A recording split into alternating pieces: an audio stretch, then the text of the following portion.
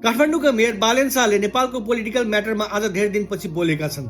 चीनतर्फ प्रस्थान गरेका प्रधानमन्त्री केपी शर्मा ओलीलाई लिपुलेक हाम्रो हो भन्ने कुरा चीनलाई सम्झाउनु होला भन्दै आज आफ्नो फेसबुकमा एउटा पोस्ट राखेका छन् र पोस्टमा लेखेका छन् कि चीन भ्रमणको शुभकामना प्रधानमन्त्रीज्यू।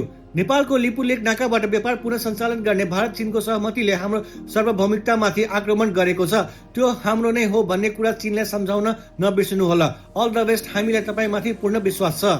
अब यो लिपुलेकको टपिक भने अहिले नेपालमा हट टपिक बनेको छ भने धेरैजना त प्लेबोर्डमा go back India Lipulekh is अबर भनेर प्रदर्शन गर्न थालेका छन् सडकमा।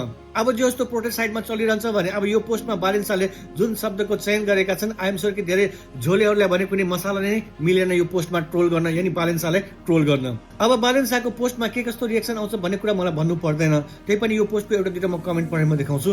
अब एकजना लेखेका छन् कि 3 minute 11K like power of Mayor Balin. त्यसै गरेर is he praising or sarcastic humor? If China doesn't recognize Lipulek and Kalapani as ours, why should we recognize Taiwan as its own? A mayor should focus on well-being of metropolitan people, not on the affair of foreign countries. यही ताल हो भने हजुरले नै सबै जिम्मा लिएर गर्नुपर्छ।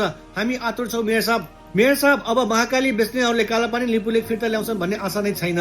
बरु नयाँ जति एकजुट भएर 84 या अगाडि उनीहरूलाई विदाई गरेर तपाईँ हामी सम्पूर्ण नेपाली एकजुट हुन सके यो भूमि मात्र होइन ग्रेटर नेपालको मुद्दा पनि उठाउन सकिने थियो कि प्रधानमन्त्रीले सम्झाउनुहुन्छ भने हामीले विश्वास लिएका छौँ। शुभकामना केपी ओलीले। त्यसै गरेर अझै पनि ओलीको विश्वास गर्नु भनेको भेलु बाजे फर्किएर आउँछन् भन्ने जस्तै हो बालिनज्यू। यिनीमाथि विश्वास त अब छँदै छैन, तै पनि शुभकामना छ। सांसदहरूले अस्ति गरेको खाली पानाको हस्ताक्षर लिएर जानु भएको त छैन नि प्रधानमन्त्रीज्यूले। स्टेटसले मात्र पुग्दैन, बिग मुभ चाहियो। यो लेभलको जनसमर्थन छ। एउटा ऐतिहासिक जनआन्दोलनको नेतृत्व गर्ने समय आयो। सम्पूर्ण देशप्रेमीहरूले फलो गर्नुहोला। धेरै वर्षपछि केपी बासँग पूर्ण विश्वास गर्नुभयो। अहिलेसम्म झुटको खेती गरेर नेपाललाई पाङ्गु बनाएको छ। फेरि पनि पूर्ण विश्वास है। मैले हिजोदेखि मूल्याङ्कन गरिरहेको थिएँ बालेनले यो विषयमा स्टेटस केपी ओलीलाई लेख्छन् भनेर। लिपुलेक र कालापानीको माया आफू जन्मेको गाउँको भन्दा धेरै लाग्छ। कतै बिचारा हामी नेपाली जनता, तर नेपाललाई नलागे हाम्रो के लाग्दो रहेछ र। अल द बेस्ट भनौँ प्रधानमन्त्रीज्यूलाई। बाँकी आफै बुझेर लिपुलेकको कुरा गर्नु भएन भने अब जनताले बाँकी नराख्न पनि सक्छन्। शुभकामना।